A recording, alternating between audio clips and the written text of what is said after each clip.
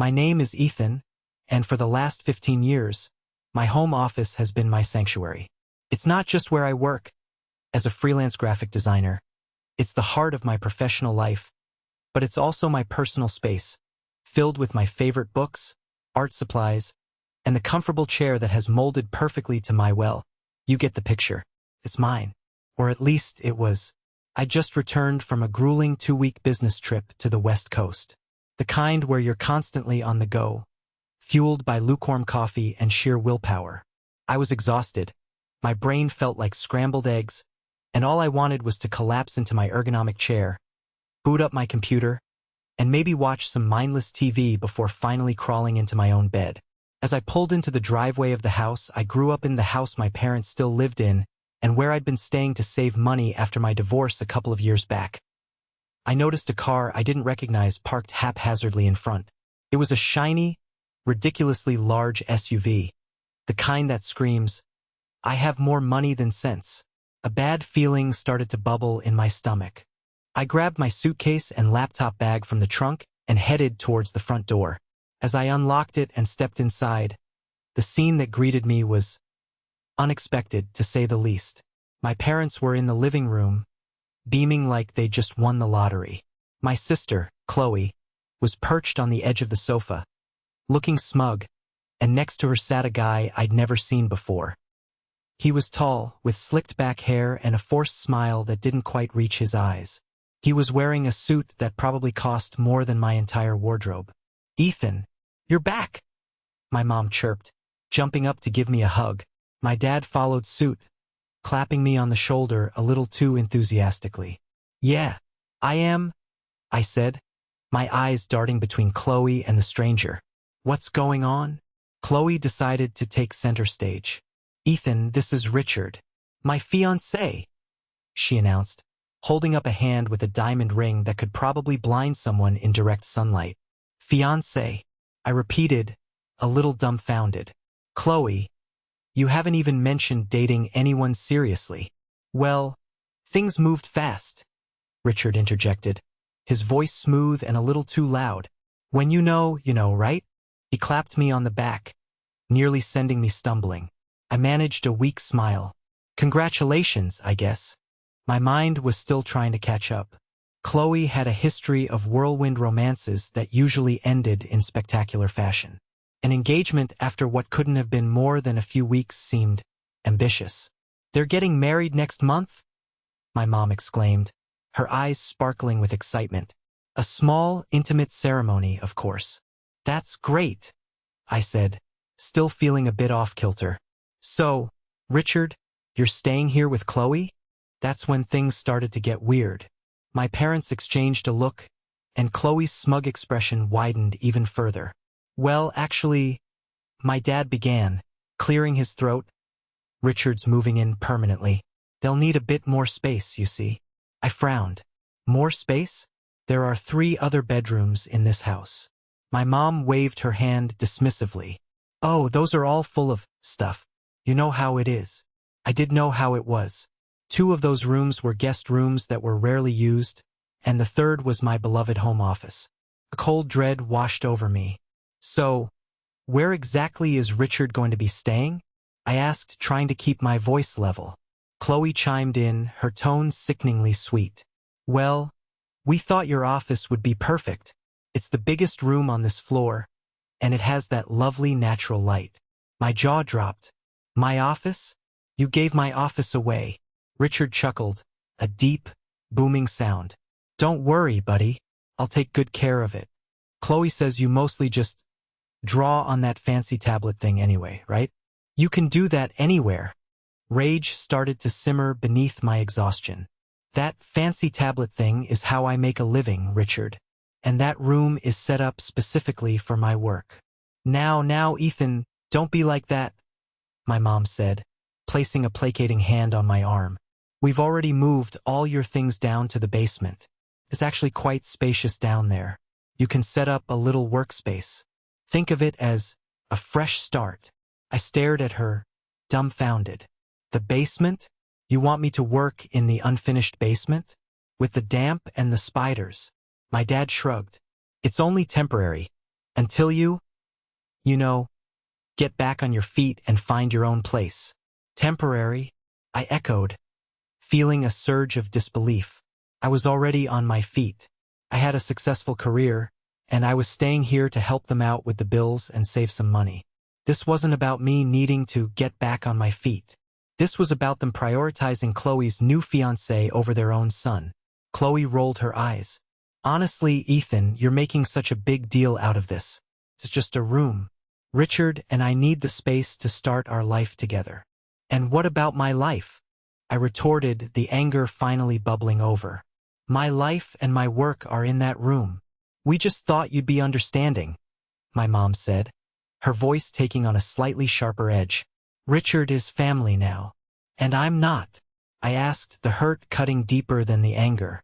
The next few hours were a blur of me trying to argue, reason, and even plead with my parents and Chloe. Richard mostly stood by, offering the occasional condescending remark about how I should be more supportive of my sister's happiness. My parents remained firm, their decision apparently already made. My belongings were in boxes in the dusty, dimly lit basement, and my office was now being rearranged to accommodate Richard's important business documents and Chloe's overflowing wardrobe. I felt a mix of betrayal, anger, and a deep sense of being completely devalued. I'd always been the reliable one, the one who helped out, the one who didn't cause trouble. And this was how they repaid me? By giving away my space, my comfort, my ability to work effectively, to some stranger who had just waltzed into their lives? That night, I slept in my old bedroom, which thankfully hadn't been repurposed yet. But the thought of setting up my entire professional life in the basement, surrounded by cobwebs and the faint smell of mildew, was unbearable. I lay awake for hours, my mind racing. The next morning, I went down to the basement to survey the damage. My boxes were stacked haphazardly, and the single bare light bulb did little to dispel the gloom. The concrete floor was cold and damp, and I could already see a couple of spiders scuttling across the wall. This wasn't just an inconvenience. It was an insult. As I sat on an overturned box, trying to figure out how I was going to make this work, my phone buzzed in my pocket. It was a text from my friend, Daniel. Hey man, you back from the trip? Want to grab a beer tonight? I hesitated for a moment, then typed back, can't tonight. Something came up. Maybe later this week. I didn't want to burden Daniel with my family drama just yet. But as I looked around the depressing basement, a thought started to form in my mind. Maybe it was time to stop trying to make things work here. Maybe it was time to finally move on, to find my own place, a space where I wouldn't be treated like an afterthought. The idea was both terrifying and liberating. I'd been putting it off for so long, telling myself I was saving money, helping my parents. But what was the cost? My comfort, my well-being, my sense of self-respect. I spent the rest of the day in the basement, unpacking some of the essentials. My computer, my drawing tablet, my monitor. It felt wrong. Setting them up on a rickety old table I found tucked away in a corner. This wasn't how I envisioned my workspace. Upstairs, the sounds of Chloe and Richard settling into my former office were a constant reminder of what I'd lost. I could hear their laughter, their conversations, the shuffling of things being moved around. It felt like they were erasing my presence from the house, one box at a time. By the evening, I had a rudimentary workspace set up in the basement. It was functional, but it felt cold and impersonal. I tried to focus on some work, but my heart wasn't in it. Every creak of the floorboards above, every muffled sound of my family's life continuing without me, felt like a punch to the gut. Later that night, as I was trying to fall asleep in my old room, I heard a knock on the door. It was my mom. Ethan, can we talk? She asked softly, peeking her head in. I sighed and sat up in bed. Sure, Mom. She came in and sat on the edge of the mattress, looking slightly uncomfortable. I just wanted to check on you. Are you okay with everything? I looked at her, a wave of weariness washing over me. Am I okay with having my office taken away and being relegated to the basement? No, Mom. I'm not okay with it. She frowned. But Richard and Chloe need the space, honey. They're starting their lives together. And what about my life? I repeated, the question hanging in the air. She hesitated for a moment, then said, "We still love you, Ethan. We thought you'd understand. Understand that my needs and my work are less important than Chloe's new fiancé?" I asked, my voice laced with sarcasm. "That's not what we meant," she said defensively. It's a temporary situation. That's what Dad said," I replied. "But for how long? Until Richard decides to move out? Until they buy their own place? When is my office going to be mine again?" She didn't have an answer. She just looked at me with a mixture of guilt and helplessness. "Look, Mom," I said, trying to keep my voice calm. "I need a proper workspace. I can't work effectively in the basement. It's not healthy, and it's frankly insulting." "Well, what do you suggest we do?" she asked, throwing her hands up in exasperation. "Richard and Chloe are going to be living here now. They need the space. Then maybe Richard should set up his important business documents in one of the guest rooms that are always empty," I suggested. "Or maybe Chloe could put some of her overflowing wardrobe in the attic." My mom sighed. "It's not that simple, Ethan. Richard needs a proper office, and Chloe... Well, you know Chloe." Yes, I knew Chloe. Spoiled, entitled, and always getting her way. It seemed like nothing had changed. "Mom, I'm serious," I said, my voice firm. "I can't stay here if I have to work in the basement. It's not a viable long-term solution." "So, what are you saying?" she asked, her eyes narrowing slightly. "I'm saying I might have to start looking for my own place," I said, the words feeling surprisingly real as they left my mouth. My mom's eyes widened. But we need your help with the bills, Ethan." There it was. The real reason they wanted me to stay. Not out of love or concern for my well-being, but for my contribution to the household finances. "I've been contributing for 2 years, Mom," I said, trying to keep the bitterness out of my voice. "I thought I was helping out my family, but it seems like I'm just an ATM machine that you can take for granted." She looked away, her face flushed. "That's not fair, Ethan." "Isn't it?" I asked. "You didn't even ask me if it was okay to give away my office. You just did it. You assumed I would be fine with it. You assumed my needs didn't matter." The silence in the room was heavy. My mom didn't say anything for a long moment. Then she stood up. "I'm going to bed," she said, her voice flat. "Think about what you're saying, Ethan." She left the room, leaving me alone with my thoughts. I did think about it.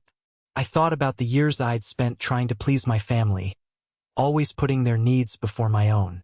I thought about the sacrifices I'd made, the dreams I'd put on hold, and I realized that I couldn't keep doing it. I deserved better. I deserved my own space, my own life, free from the constant feeling of being taken for granted. The next morning, I woke up with a sense of determination. I went down to the basement not to work, but to pack. I started putting my things back into boxes, the cold dampness no longer bothering me. I was leaving. As I was carrying a box upstairs, I ran into Chloe and Richard in the hallway.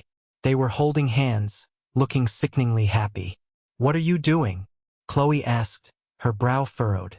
"I'm moving out," I said, my voice calm but firm. Richard chuckled. "Don't be dramatic, buddy. Where are you going to go?" "That's none of your business," I replied, stepping around them. I continued packing, ignoring their questions and their attempts to dissuade me. My parents watched in stunned silence as I loaded my car with boxes. "Ethan, you can't be serious," my dad said, finally finding his voice as I was about to drive away. "I've never been more serious," I replied, looking him in the eye. "You made your choice. Now I'm making mine." And with that, I drove away, leaving behind the house I grew up in, the family who had taken me for granted, and the basement that was supposed to be my new office. I didn't know where I was going to go, but one thing was for sure. It had to be better than this. The first few days were chaotic. I stayed in a cheap motel, searching online for apartments. It was stressful and exhausting, but there was also a sense of exhilaration. I was finally taking control of my own life. I found a small but decent one-bedroom apartment in a neighborhood I liked. It wasn't fancy, but it was mine. I signed the lease, paid the deposit, and started moving my things in. It felt good to have my own space again, even if it was just a temporary fix. I didn't tell my family where I'd moved. I needed some time and space to process everything. They tried calling and texting, but I ignored them. I wasn't ready to talk yet. A week later, I finally felt settled enough in my new apartment to start working again. I set up a temporary workspace in the living room, and slowly but surely, I started to get back into my routine. One evening, as I was working on a project, my phone rang. It was my mom. I hesitated for a moment, then answered it. "Ethan? Is that you?" she asked, her voice sounding strained. "Yeah, Mom. It's me," I said, trying to keep my tone neutral. "Where are you? We've been so worried." "I'm fine, Mom. I'm in my new apartment." "Your new apartment? You moved out?" she asked, sounding genuinely surprised. "Yes, Mom. I did." There was a long silence on the other end of the line. Then she said, "We miss you, Ethan." "I miss you too, Mom," I said, the words feeling surprisingly honest. But I needed my own space. I couldn't work in the basement. We didn't realize it was that bad for you," she said softly. "Maybe you should have asked," I replied, the bitterness creeping back into my voice. "Look, Ethan," she said, "can we talk? Can you come over?" I hesitated. I wasn't sure if I was ready to face them again, but a part of me longed for reconciliation. "Okay, Mom," I said. "I'll come over tomorrow." As I hung up the phone, I felt a mix of apprehension and hope. Maybe, just maybe, we could start to rebuild our relationship. But I knew one thing for sure: things would never be the same again. The basement incident had changed everything. It had shown me where I stood in my family's priorities, and it had finally given me the push I needed to put myself first. And for the first time in a long time, that felt like the right thing to do. The next day, I drove back to my parents' house with a knot of anxiety in my stomach. I didn't know what to expect. Would they be genuinely remorseful, or would this be another attempt to manipulate me? As I pulled into the driveway, Chloe's ridiculously large SUV was still parked out front, taking up most of the space. Richard's presence was a constant reminder of the reason I'd left. My mom opened the door before I even had a chance to knock, pulling me into a tight hug. "Ethan, thank goodness you came," she said, her voice thick with emotion. My dad stood behind her, looking uncharacteristically subdued. Chloe and Richard were in the living room, sitting on the sofa as if they owned the place. Chloe offered a weak smile, while Richard just nodded curtly. "So," I said, trying to break the awkward silence, "what did you want to talk about?" My mom led me to the kitchen table and we all sat down. My dad cleared his throat. "Ethan, we've been doing a lot of thinking since you left." "Have you?" I asked, raising an eyebrow. "Yes," my mom interjected quickly, "and we realized that maybe we weren't as considerate as we could have been." Chloe scoffed softly from the living room, but my mom shot her a warning look. "Your office," my dad continued. "It was important to you. We understand that now." "So, what are you saying?" I asked, still wary.